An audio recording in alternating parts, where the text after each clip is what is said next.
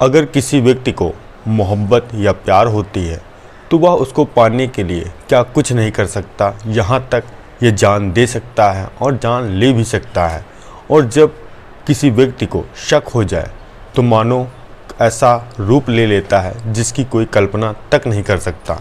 यहाँ भी एक व्यक्ति को मामूली सा शक था और उसने 3 कत्ल किए और फिर उन 3 मुर्दों के साथ वह रहता था और खाना खाता था। और जब उन तीनों मुर्दों ने पुलिस के सामने बयान दिया तो एक ऐसा सच निकल कर सामने आया जो वाकई में हैरान और परेशान कर देने वाला था। और उसकी एक सूझबूझ से 3 जिंदगी बच सकती थी। और जब आप भी इस घटना के बारे में सुनेंगे तो आप हैरान और परेशान हो जाएंगे। नमस्कार, मेरा नाम रवि है और अगर आप लोग हमारे चैनल पर नए हों सब्सक्राइब बेल आइकन जरूर दबाएं। यह सच्ची घटना चालू होती है उत्तर प्रदेश की राजधानी है लखनऊ और इसी के अंतर्गत एक थाना आता है बिजनौर और वहीं पर एक कॉलोनी है जिसका नाम है सरवन कॉलोनी। और यहीं पर एक मकान है जिनका नाम है अमृतपाल और उनका एक बेटा और पत्नी बहू के साथ रहते थे। और इनके वहाँ कुछ कमरे थे जो किराएदारों के लिए इन्होंने उठा कर रखा था। एक तारीख आती है, वो तारीख थी 31 मार्च 2024, जो अमृतपाल जो नौकरी करने के लिए घर से बाहर गए थे और उनका बेटा जो कि दोपहर के 2 बजे के समय वह लेटकर मोबाइल चला रहा था, तभी उसको ऐसा व्यतीत होता है कि कहीं दुर्गंध घर से आ रही है। अब जैसे ही वह उठता है अपने बेड के नीचे झांक कर देखता है और पास आस के इलाकों में देखता है तो उसको कहीं कुछ नहीं मिलता है। और उसको ऐसा व्यतीत हो रहा था कि ऐसा तो नहीं कहीं चूहा कोई मर गया हो और जैसा उसको ना दिख रहा हो। तभी वह छत के ऊपर जाता है तो वहाँ उसको बहुत ही तेज़ दुर्गंध आती है, क्योंकि वह दुर्गंध एक कमरे से आ रही थी जो कि एक किराएदार का कमरा था। अब उसने झांक कर खिड़की से जैसे ही देखा वैसे मानो उसके पैरों तले ज़मीन खसक गई और उस कमरे के अंदर एक महिला की डेड बॉडी पड़ी थी जो कि काफ़ी बदबू कर रही थी। और उसने तुरंत ही अपना फ़ोन निकाला, अपने पिता आनंद लाल को फ़ोन किया और इस घटना के बारे में पूरा जिक्र किया। जैसे ही उसके पिता ने यह जानकारी सुनी वह भागकर घर आते हैं। घर आने के साथ साथ और पिता और पुत्र अब बिजनौर के थाने जाते हैं और पूरी घटनाक्रम का पुलिस को बताते हैं कि उनके घर पर रहने वाला किराएदार जिसकी पत्नी और 2 बच्चों के साथ रहता था और उसकी पत्नी का मौत हो गई है, जिसकी लाश कमरे में है और उसके 2 बच्चे भी काफ़ी दिन से दिखाई नहीं पड़ रहे हैं। अब पुलिस वाले ना देरी करते हुए जो वहाँ के एसएचओ थे या कहें सीओ थे, इंस्पेक्टर थे, तमाम कई पुलिस अधिकारी उस मौका वारदात की जगह पर पहुँचते हैं। और जैसे ही ऊपर पहुँचते हैं पुलिस वाले वीडियोग्राफी करते हैं और उसके साथ ताला वहाँ का तोड़ते हैं। ताला तोड़ने के साथ साथ देखते हैं एक महिला जिसका नाम ज्योति, जिसकी उम्र महज 30 साल, जिसकी डेड बॉडी ऐसा लग रहा था 3-4 दिन पहले कत्ल हुआ है और उसी के बगल में 2 बोरे पड़े थे। अब पुलिस वाले उन बोरों को खोलते हैं तो मानो वह भी बिल्कुल हैरान और परेशान हो जाते हैं, क्योंकि उसमें 2 लाश और थी, जो एक जिसकी उम्र 3 साल जिसका नाम आनंद जो कि उसी ज्योति का बेटा था और एक लड़की जिसकी उम्र 6 साल जिसका नाम पायल। अब जैसे ही यह सब पुलिस वाले देखते हैं मानो वह हैरान और परेशान हो जाते हैं। उन सब बॉडियों को सीज करके पोस्टमार्टम के लिए भिजवाया जाता है और वहाँ पर हर चीज़ तलाश की जाती है और एक एक सबूत जुटाया जाता है। अब जो पुलिस के उच्च अधिकारी होते हैं वह जो अमृतपाल जो मकान मालिक थे उनसे पूछताछ करते हैं कि आखिर ये लोग कहाँ के रहने वाले हैं और इनके परिवार में कितने लोग रहते हैं। तभी अनंतपाल बताते हैं कि ये लोग 15 मार्च को रहने के लिए आए थे, जिनकी एक पत्नी जिसकी मौत हो गई है और 2 बेटे। और ये जो पति था ये पीओपी का काम करता है जो कि ठेका वगैरह लेता है। या आज सुबह भी मुझसे मिलकर करीब 9 बजे काम के लिए निकला है। अब पुलिस वालों ने कहा इसका नंबर हो तो मुझे बताओ।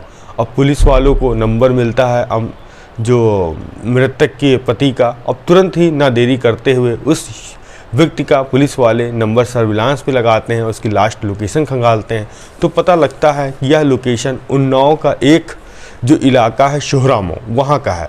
अब पुलिस वाले ना देरी करते हुए कुछ टीम अपनी भेजते हैं कि इसलिए कि कहीं आरोपी कहीं फ़रार ना हो जाए। और जैसे ही शोहरामो पहुँचती है उसकी लोकेशन टेस्ट की जाती है तो एक निर्माणाधीन मकान में टेस्ट होती है। जब से ही पुलिस वाले कम से कम 7-8 उस घर की ओर बढ़ते हैं और देखते हैं कि वहाँ 5-6 लेबर काम कर रहे हैं, तभी पुलिस वाला एक कहता है लेबर से, ये बताओ कि यहाँ पर राम लगन उर्फ माखन कौन है। एक लेबर इशारा करता है कि वह सर लेबर है जो पीओपी का काम कर रहा है, इसी का राम लगन उर्फ माखन नाम है। जैसे पुलिस वाले उसको बुलाते हैं, कहते हैं तुमको थाने चलना पड़ेगा, और जैसे उसको गाड़ी में बैठालते हैं जो साथ में काम करने वाले लेबर वो पूछते हैं सर आप इसको क्यों लेके जा रहे हैं, इसने ऐसा क्या किया है। तो पुलिस वाले कहते हैं इसने अपनी पत्नी और 2 बच्चों का कत्ल किया है और इसके ऊपर आरोप है। तो वो लेबर कहते हैं कि सर यह तो मैं दावे के साथ कह सकता हूँ कि यह ऐसा क्यों करेगा, क्योंकि यह अपने काम पर समय से आता था और समय से जाता था और मुझे ऐसा नहीं लगता। पुलिस वालों ने कहा तुम लोग अपना काम करो और हम जब तक जांच नहीं कर लेंगे तब तक इसको नहीं छोड़ेंगे। अब पुलिस वाले उसको गाड़ी पर बैठालते हैं और बिजनौर के थाने लेकर आते हैं। अब उससे पूछताछ करते हैं और पूरी घटना का खुलासा करवाते हैं। तो पहले तो वह गोलमोल जवाब देता है जैसे कि बाकी सब मुजरिम देते हैं, मगर पुलिस का कड़ाई जब रवैया होता है तो अच्छे टूट जाते हैं, यहाँ तक कहते हैं मुर्दे तक बोलने लगते हैं। तो हुआ भी ऐसा, जो राम लगन उर्फ माखन था तो वह पुलिस को पूरी घटना के बारे में बताता है। कहता है कुछ साल पहले वह जो कि रहने वाला बलरामपुर का है, जो कि उत्तर प्रदेश में बलरामपुर रहता है, और उसने जो प्रारंभिक अपनी शिक्षा ज़्यादा प्राप्त नहीं की, हाई स्कूल तक उसने पढ़ाई की थी, और जो कि अब बलरामपुर में तो काफ़ी कोई काम था नहीं, तो वह कुछ अपने दोस्तों के साथ निकलता है, मुंबई का रुख करता है और मुंबई में कुछ बहुत काम किया करता था। तभी उसकी मुलाकात होती है ज्योति नाम की लड़की से। अब दोनों की मुलाकात हुई और दोनों में प्रेम प्रसंग हो गया। प्रेम प्रसंग जब ज़्यादा परवान चढ़ता है तो दोनों वहीं पर मंदिर में विवाह कर लेते हैं। विवाह करने के साथ करीब 5 साल पहले ये उत्तर प्रदेश की राजधानी लखनऊ आते हैं।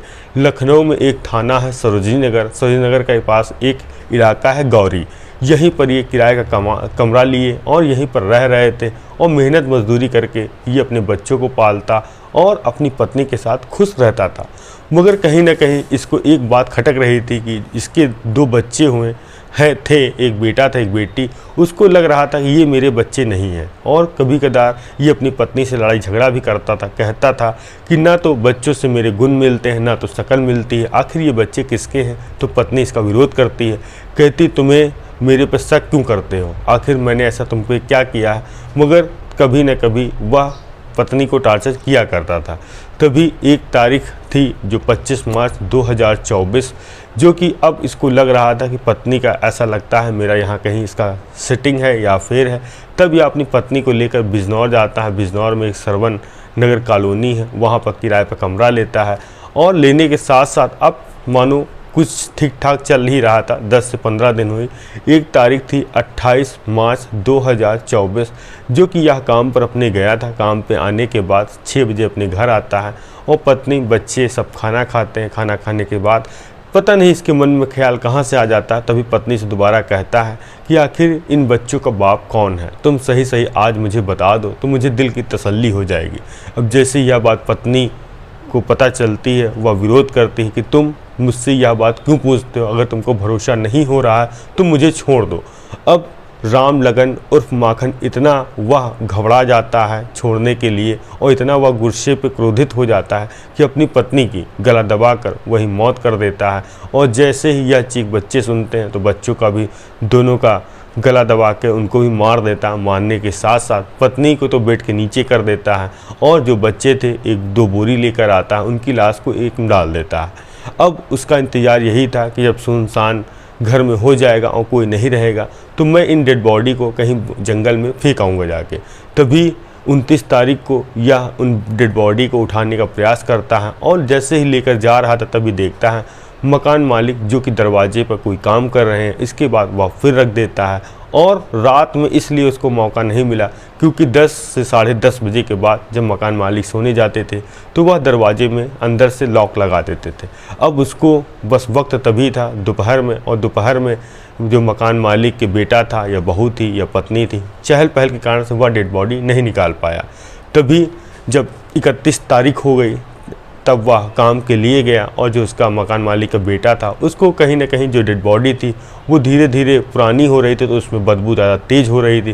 तभी उसको स्माइल प्राप्त होती है कि कहीं से बदबू आ रही है, और बदबू आने के कारण जब वह झांकता है तो देखता है कि जो किराएदार की पत्नी थी उसका किसी ने कत्ल कर दिया है, और कोई और नहीं, ये आरोपी उसी का आदमी था। अगर उसको ऐसा अपनी पत्नी पर चरित्र पर शक था तो वह पुलिस के पास जाता और डीएनए के लिए कहता। जब उसकी रिपोर्ट आती तो उसको खुद संतुष्टि हो जाती कि आखिर बच्चे उसके हैं या किसी दूसरे के हैं, और उसने एक शक के लिए 3 लोगों का कत्ल किया। अब पुलिस ने उस व्यक्ति को अनेक धाराओं में जेल भेज दिया है, और मुझे लगता है आजीवन कारावास ही होगी। अब बताइए, ना उसके बच्चे रहे, ना पत्नी रहे, और जो बाकी की ज़िंदगी अब उसकी जेल में कटेगी। यह कहानी सुनाने का उद्देश्य मेरा किसी को परेशान करना नहीं है, बल्कि जो समाज में घट रही घटनाएं आपको सचेत करना है। सावधान रहें, सतर्क रहें। मिलते हैं नई कहानी में नई शुरुआत के साथ। जय हिंद, जय भारत।